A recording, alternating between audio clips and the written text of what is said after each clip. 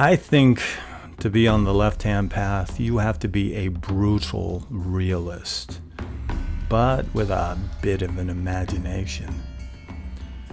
And what I mean by brutal realist is you have to be able to perceive the world for what it is, brutal.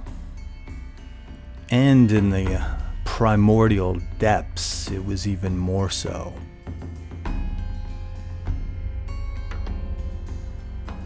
Now, I have an obsession with the primal. I like to dig deep. In getting to the roots of what you're studying, either from a philosophical, psychological, or historical perspective, leads to a better understanding of that subject. What I'm saying is, don't stay on the surface. And the roots of that discipline we know as the Sinister Path is no exception. From the historical perspective, we'll begin with the Proto-Indo-Europeans, those ancient people who domesticated the horse and invented the chariot.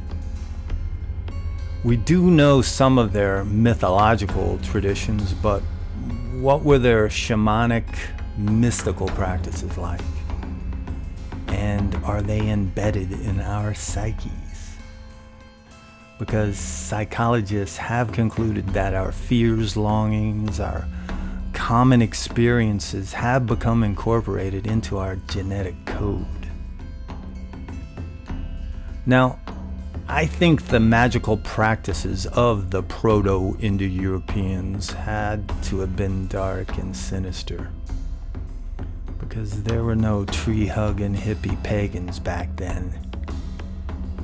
Even though modern paganism claims to have deep roots, there's no way that tradition of naively communing with each other in nature could have been passed down through the ages. Now, how do I know that today's paganism doesn't have deep roots, you may ask? Because if there were any Neolithic or Bronze Age hippies, they would have been killed off quickly, thus stifling their philosophy of peace, love, and harmony.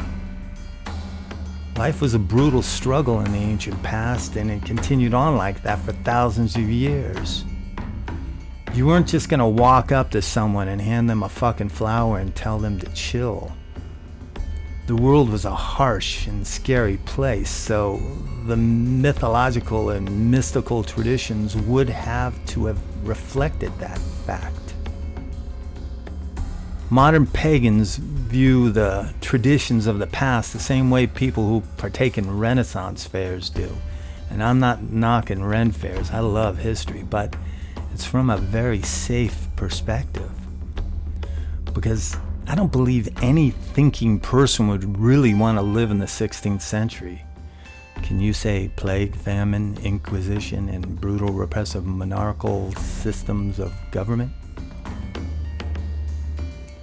Now, it has been hypothesized that the mystical traditions of both East and West are based upon a common ancient Indo-European philosophy. And this commonality is reflected in the gods. This philosophy is sometimes referred to as the eternal natural law, which emphasizes that both you and the divine are one. And, as I've stated in other videos, here in the West, the eternal natural law was forced into near extinction by the Abrahamic faiths, namely Christianity and Islam, whose dogmas preach that one must seek salvation through subservience to the divine. In the East, though, that tradition has remained unbroken for 5,000 years. There, the Abrahamic influence did not replace the eternal natural law, or Sanatana Dharma as they call it. It's still alive today, with the darker aspects still intact.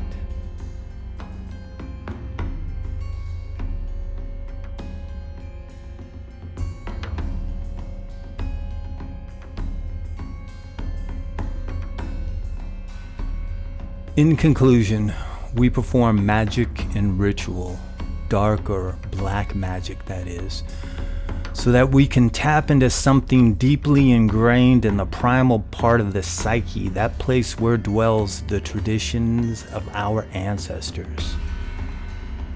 Is that why there's a certain comfort when we do ritual? It's like going home, isn't it? Going home to who we are, to who we were for thousands of years.